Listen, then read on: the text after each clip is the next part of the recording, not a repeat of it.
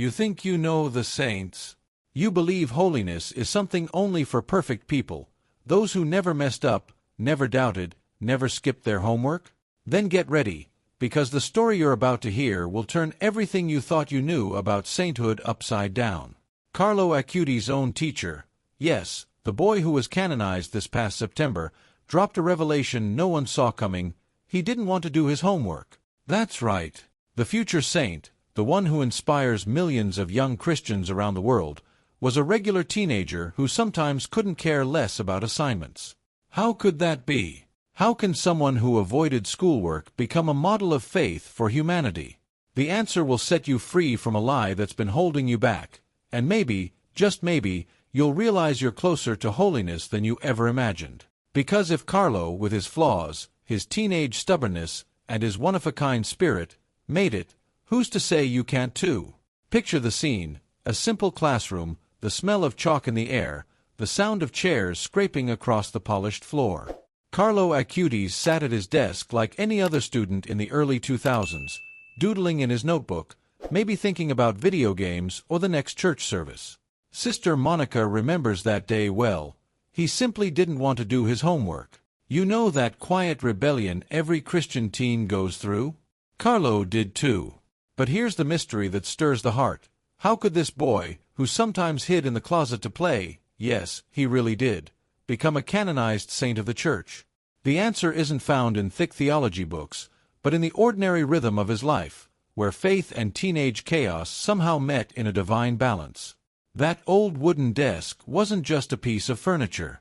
It was the throne where a future saint learned that true spirituality doesn't only unfold at the church altar, but also between math tests, playground conversations, and those small acts of youthful rebellion.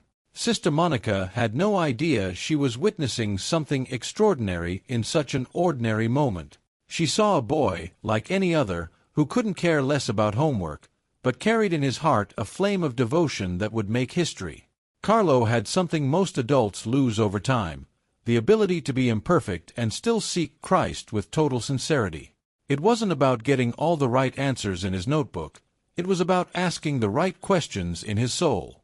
And that, my friend, changes everything when we talk about real faith, the kind that transforms lives. What's most fascinating is that very classroom, with its chipped walls and dusty blackboard, became the cradle of a testimony that would echo through generations. While Carlo scribbled in his notebook, probably something related to his passion for technology, he was weaving a story that would inspire millions of young believers worldwide. The gospel he lived wasn't built on perfect sermons or memorized prayers, but on simple choices, those made between classes, after a teacher's scolding, or while laughing with friends.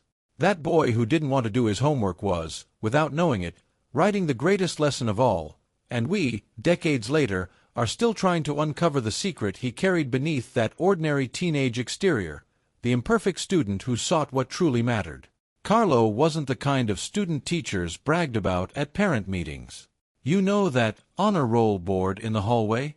His name probably wasn't there. His grades went up and down, he struggled in some subjects, and homework often went undone. But here's the truth we need to grasp. He wasn't disinterested in life, he was deeply interested in what truly mattered. While others memorized formulas they'd forget next week, Carlo longed to understand life's deeper meaning. He looked at the Bible not as a rule-book, but as a treasure map. His curiosity couldn't fit inside the pages of a notebook. It reached toward the infinite, the eternal, the things that still matter when the final exam is long forgotten. How many of us have followed the patterns society expects? How many young Christians feel out of place because their passion isn't for perfect grades, but for understanding God's purpose? Carlo was living proof that holiness has nothing to do with academic perfection. He might have skipped geography homework, but he never skipped his daily prayer. He might have scored low in chemistry, but he understood the chemistry of faith, the one that mixes love, surrender, and total trust in Jesus Christ. His Christianity wasn't about appearances, like those who carry a Bible just to look religious. It was raw, real, and woven into everyday life, like the beautiful mess of someone who lives each moment with purpose. The most remarkable thing, Carlo taught without trying to teach. He didn't stand on a soapbox preaching to classmates or hand out pamphlets at recess trying to convert everyone. Yet his presence carried a quiet weight. It was as if he held something others longed for but couldn't name. In Bible studies, he wasn't the one who talked the most, he was the one who lived the most. And that unsettled some, inspired others, but left everyone thinking. His spirituality wasn't a Sunday performance at church. It was how he treated the classmate everyone ignored, how he smiled even when life wasn't easy, how he found God in the smallest things. That search for what truly matters, that hunger for the essential, was already revealing something few could see back then. Faith without showmanship, God in the everyday. Carlo Acutis didn't walk the school halls with a rosary around his neck like a necklace. He didn't carry a giant Bible for everyone to notice. He didn't start every conversation quoting scripture or turn every chat into a mini-sermon. And do you know why? Because he'd understood something most people take a lifetime to grasp. Real faith doesn't need a spotlight. He had an intimate friendship with Jesus Christ that worked like an inner compass, guiding him in the small choices, in those unseen moments when there's no audience to applaud. While some wore religion like a badge of honor, Carlo built his faith quietly, as the invisible foundation of everything he did. It wasn't a show, it was life. It wasn't talk, it was action. And that made all the difference in how he moved through the world.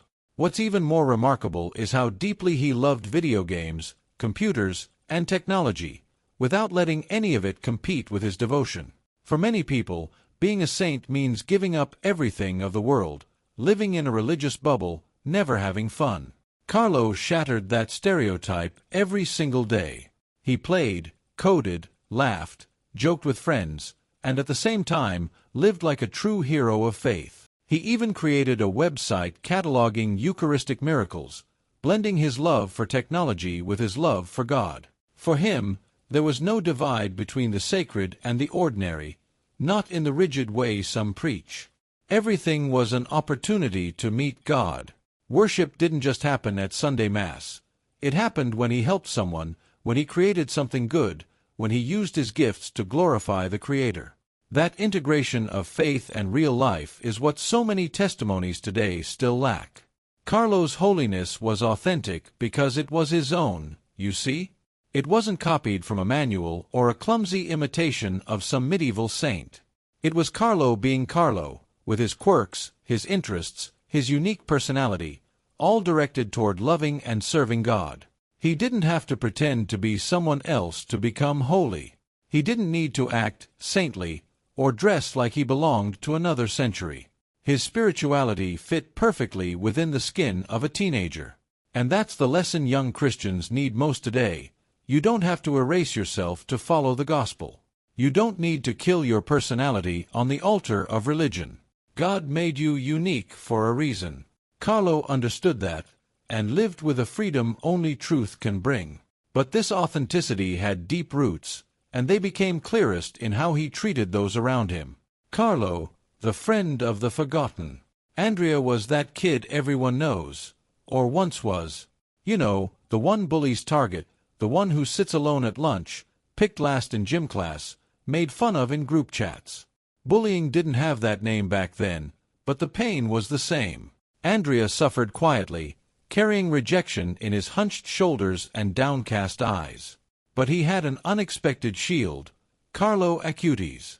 While others looked at Andrea and saw someone to mock, Carlo saw a brother. It wasn't pity, and it wasn't charity meant to impress, it was genuine friendship. Carlo sat with him, talked to him, included him, protected him. And Andrea never forgot. Years later, when the world called Carlo a saint, Andrea called him a friend. And that, my friend, is the difference between surface religion and true Christianity. Carlo's greatest lesson wasn't in the grades he got or didn't get. It was in his ability to see the unseen. In church, we hear a lot about loving our neighbor, but in real life, at school, that love often disappears among cliques, social circles, and the need to fit in. Carlo had something rare, the courage to go against the crowd. He didn't follow the herd. He didn't step on others to feel tall. His faith wasn't just morning prayers and Sunday services. It was action, tangible and kind, in the lives of those who needed it most. He lived the gospel through simple gestures, a real smile, a seat saved for someone lonely, a defense when someone was being mocked. Those are the sermons that truly convert hearts, the ones that don't need words, only love in motion.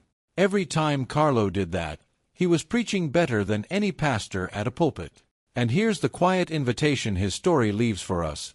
Each of us can be a Carlo in someone's life. Look around, at your school, your workplace, your own church.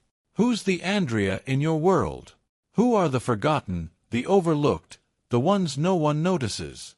Real spirituality is measured there, not by how many verses you've memorized or how often you attend services. Carlo understood that God's love becomes real when it overflows from our hearts and reaches the person beside us. You don't need grand projects, impressive ministries, or fancy titles. What you need is an attentive eye, an open heart, and the willingness to bring meaning to ordinary moments through concrete love. And it was that very kind of love that changed Andrea's life, and prepared the ground for what was still to come, something no one could have expected. Voices that don't lie, the ones who lived beside Carlo. Rajesh was an Indian immigrant who worked as a doorman in the building where Carlo lived in Milan. You know the kind of person society often treats as invisible? Well, to Carlo, he wasn't invisible. He was a friend. With tearful eyes, Rajesh recalls how that Italian boy would stop every single day to talk with him, ask about his family back in India, bring him food, and treat him with dignity when others barely nodded. "Carlo made me feel important," Rajesh said years later, when he testified during the beatification process. And here's something that really touches the heart.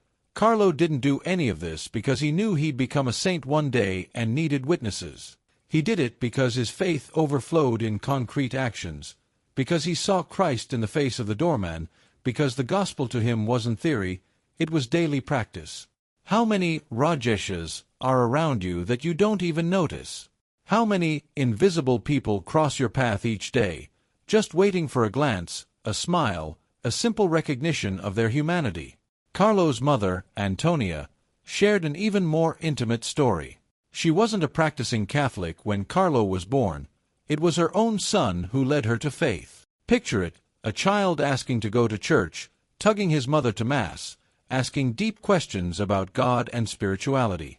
Antonia says Carlo had an inexplicable spiritual maturity from a very young age. At 7, he asked to receive his first communion, and after that, he never stopped going to daily Massachusetts. She remembers him waking up early, before school, just to stop by the church. He was in a hurry to meet Jesus, she says, with that mix of pride and longing. And when Carlo fell ill, in those final days, he offered all his suffering. He didn't complain, didn't question God, didn't fall into despair. He had that serenity only someone who understands their eternal destination can have. A mother's testimony about her child's faith is powerful, but when that mother says her son was the one who taught her to believe, you realize you're witnessing something truly extraordinary. Father Gianfranco Poma, who accompanied Carlo in his later years, holds memories that reveal the depth of that young man. He shares that Carlo didn't go to confession out of obligation or habit. He went with the raw sincerity of someone who truly wanted to grow. He would admit to small faults, impatience with his mother, an unkind word, a touch of vanity, and worked on them seriously. He took holiness seriously, but without obsession, the priest says. Carlo knew perfection doesn't exist here on earth, but striving for perfection in love was the path. And there was one thing the priest always remembered. Carlo spoke of death without fear.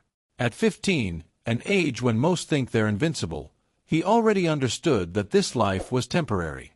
He often said he wanted to go to heaven, that he couldn't wait to see God face to face. And when leukemia came, swift and devastating, Carlo faced it as someone ready. Not because he wanted to die, he loved life, but because his faith wasn't abstract. It was a real anchor that held him steady even in the storm. These stories from those who knew him daily leave no doubt. This isn't a legend born later, not a myth crafted by religious marketing. We're talking about a real boy, flesh and blood, who chose to live each day as a mission. The farewell that became an eternal testimony. 15 years old. Carlo was only 15 when leukemia took his body, but not his story. The illness came fast, aggressive, leaving no room for grand goodbyes or rehearsed last words. Yet even in pain, even knowing he was leaving, Carlo kept that peace only those with unshakable faith can hold. He offered his suffering for something greater, for the Pope, for the Church, because he understood that even pain can have purpose in God's hands. On the day of the funeral, something extraordinary happened. The Church couldn't hold the crowd. They weren't dignitaries or pompous officials. They were simple, humble people, those whose lives Carlo had touched through his ordinary kindness. Beggars he had helped, classmates he had defended, forgotten souls he had remembered. All gathered there, bearing witness that this boy in jeans and sneakers had left an eternal mark. The emotion that day wasn't in scripted speeches, but in tear-filled eyes and stories whispered through sobs. "He stood up for me when no one else did," said one. "He taught me that God loved me," said another. "He was my true friend," many repeated. That same boy who ran through polished school hallways, who hid in closets to play, who didn't want to do his homework, this was the boy now remembered as someone who truly made a difference. Not because he preached great sermons or wrote theological treatises, but because he lived the gospel, raw, unedited, authentic. And that crowd at his funeral was living proof. Every person there was a seed Carlo had planted with his simple way of being holy. And from those seeds, something far greater was beginning to bloom. Years passed, but Carlo's testimony of faith only grew. Suddenly, that ordinary teenager became an inspiration to millions. Young Christians around the world began to look at him and think, if he could become a saint just by being himself, so can I. The school he attended, the hallways he walked, the desk where he refused to do homework, all became places of sacred memory. Pilgrims began visiting, praying, asking for his intercession. And the miracles followed, unexplained healings, transformed lives, profound conversions. Carlo's body may have died, but his impact was more alive than ever. That funeral filled with humble souls was just the beginning of something magnificent. What once seemed like the end of a story cut too short was only the beginning of a legacy that would reach across generations. From a school desk to canonization, an immortal lesson. On September 7th, the whole world will stop to witness something remarkable. A saint in jeans will be officially canonized by the Church. Carlo Acutis, the boy who didn't turn in his homework, who played video games, who built websites, will be recognized as a model of holiness for modern Christianity. The desk where he once sat has become a symbol that sainthood doesn't happen only in isolated monasteries or spotless lives. It happens here, in the middle of the mess, in tests and schoolwork, in mistakes and small victories, in the confusion of adolescence and the sincere search for God. Carlo is living proof, or perhaps eternally living proof, that you don't need to be perfect to be holy. You need to be real. You need the courage to live the gospel in the hardest place of all, the ordinary day-to-day, where no one's recording, where there's no applause.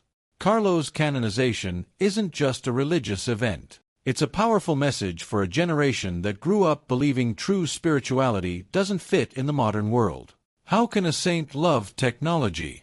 How can someone who plays video games be a model of faith? How can an imperfect teenager teach adults who've spent decades in church what devotion really means? Carlo answers every question without a single word, just by living. He shows us that you don't have to choose between being young and being holy, between enjoying life and serving God, between having personal interests and living with eternal purpose. The faith he lived wasn't a cage, it was wings. It wasn't a prison, it was freedom.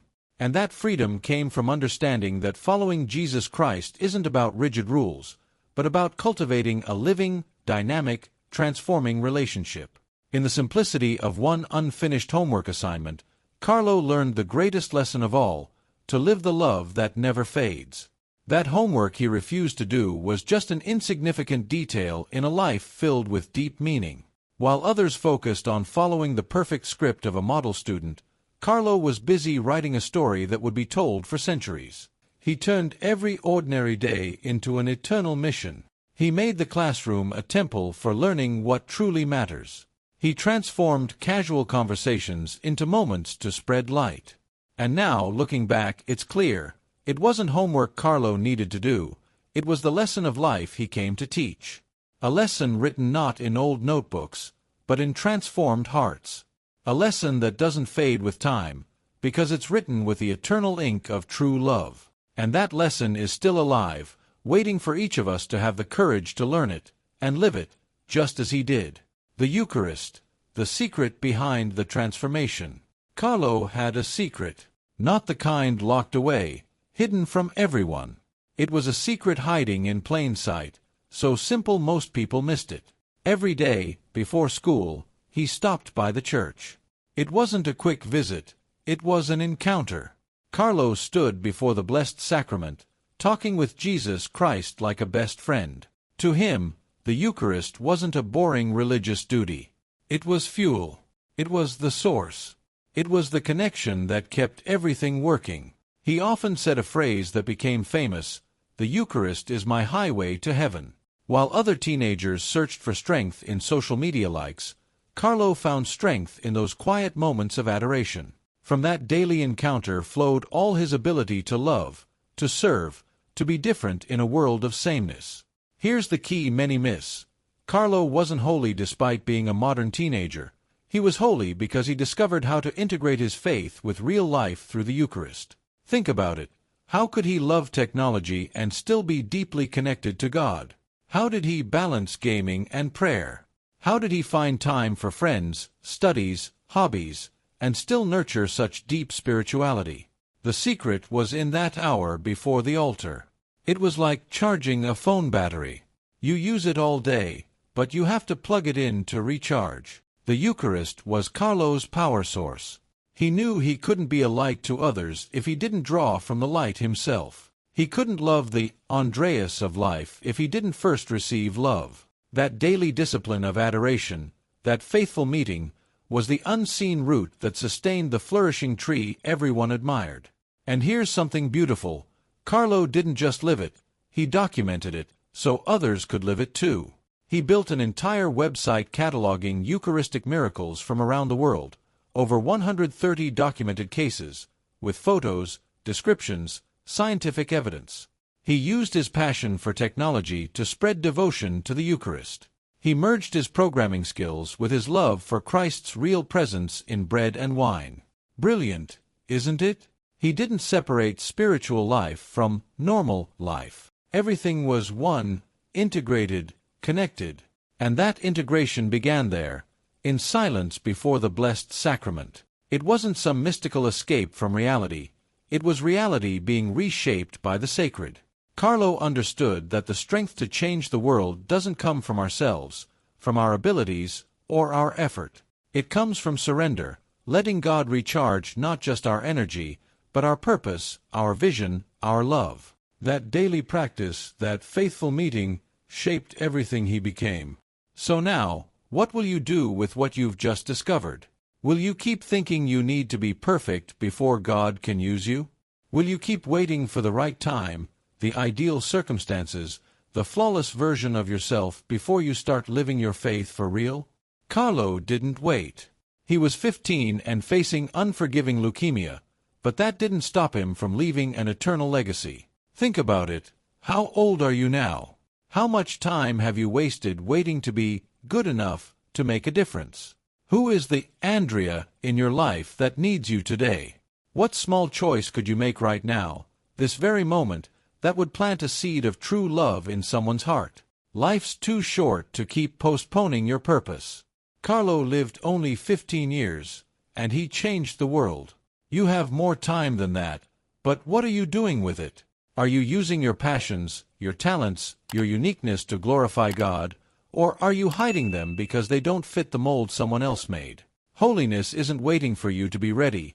It's calling you now, just as you are, with everything you've got. So get up from that chair, shake off the paralysis of perfection, and start living the gospel in your everyday life. Turn your desk into an altar, your school into a mission, your friendships into opportunities to spread light.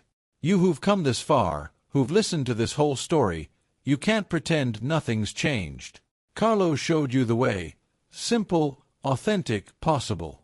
Now it's your turn to walk it. And if you want to keep learning about real faith, about saints who were ordinary people, about how to live a spirituality that truly transforms, then subscribe to this channel and hit the notification bell. Because there's so much more to share, so much more to learn, so much more life to change. The journey's just beginning, and you won't want to miss it.